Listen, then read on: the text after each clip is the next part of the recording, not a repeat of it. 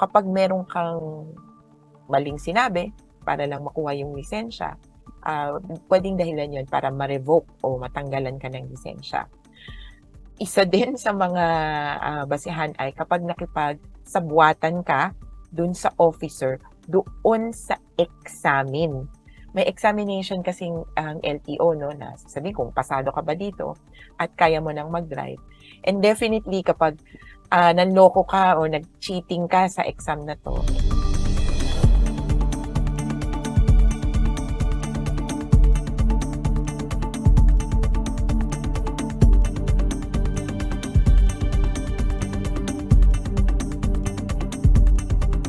if there has been a crime committed, tapos ginamit mo yung sasakyan or nag-drive ka palayo dun sa krimen, bali tumakas, kailangan din na consider din yun na commission of a crime. Again, upon conviction by a regular court.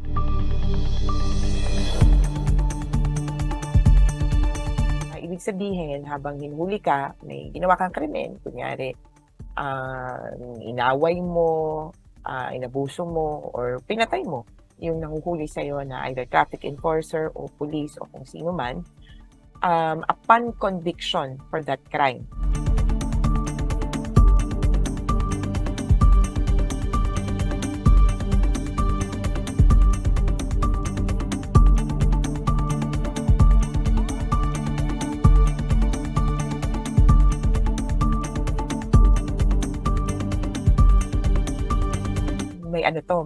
may parameters na for the second time or the second conviction.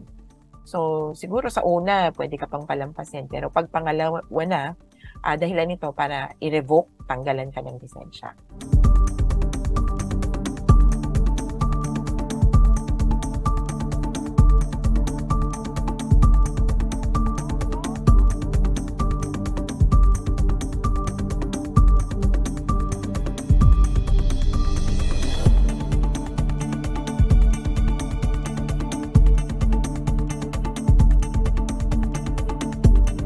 Ito ay yung pagsasawalang bahala sa hindi careful.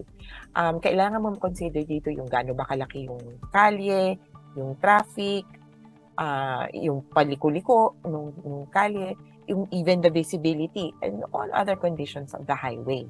So, at saka pati nung weather.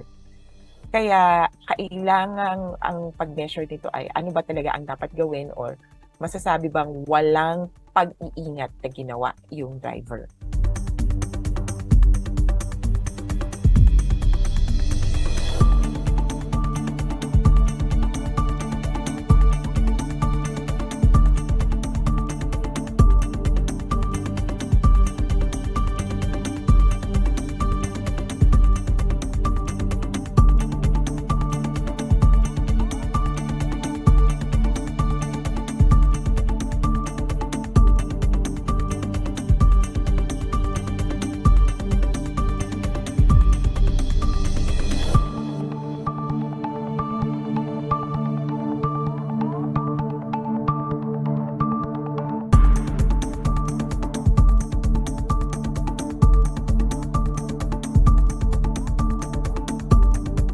Sa itsura nito, kahit na anong klaseng traffic violation, whether violation ng LTO rules or kung anumang national rules or lokal na ordinansa, municipality man or city na patungkol dito sa pagdadrive, pwede kang, pagpagat mo na sa loob ng isang taon, pwede kang magkaroon, pwede maging basehan yun para i-revoke ang lisensya mo.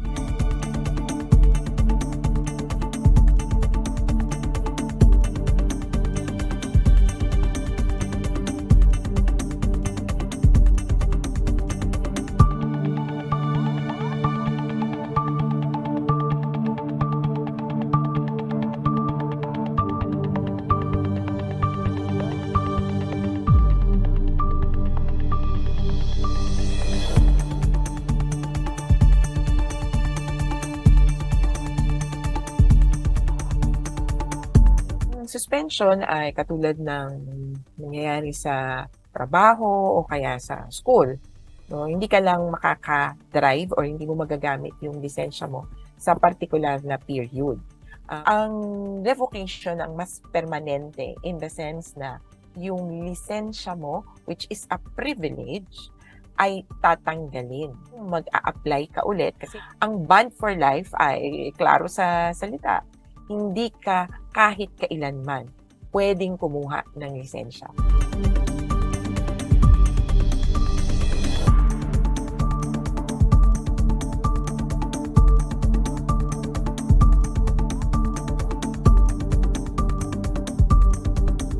Upon revocation, ibig sabihin, kailangan mong mag-apply ulit at mag-submit ulit ng panibagong set ng dokumento at panibagong kumuha ng test ulit. Ngayon, dahil may new rules sila, required na ang proof na ikaw ay nag-driving school.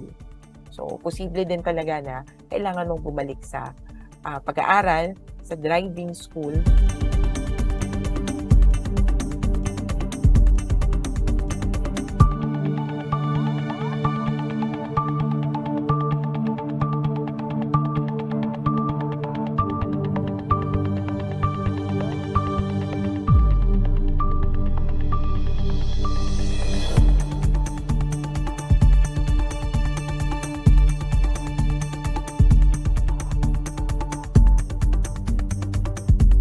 Itong ganitong klaseng mga penalties hanggang sa banning ay talagang ang objective ay para to make our roads safer. At para klaro kung sino ang nagde-drive ay yung may kaya at yung kumbaga may sound of mind na nagde-drive. Kailangan talagang mag-ingat. Bago mag-drive, kailangan sigurado kayo na okay yung sasakyan, sigurado na okay ka rin mag-drive.